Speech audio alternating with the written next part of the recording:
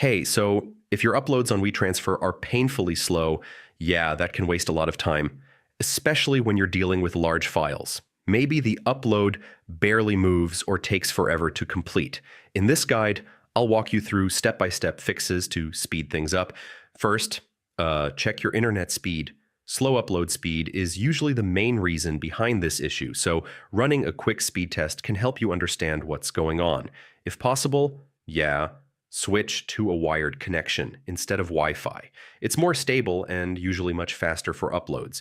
You should also close any background apps or downloads because they can use your bandwidth and slow everything down. Another useful trick is to compress your files before uploading. Smaller file sizes upload faster, and can save a lot of time. If you're using a VPN, yeah, turn it off since it can reduce your internet speed and affect upload performance.